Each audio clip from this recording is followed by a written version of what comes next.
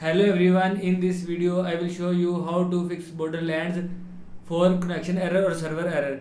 So just watch video carefully and follow every step as I am showing you in this video.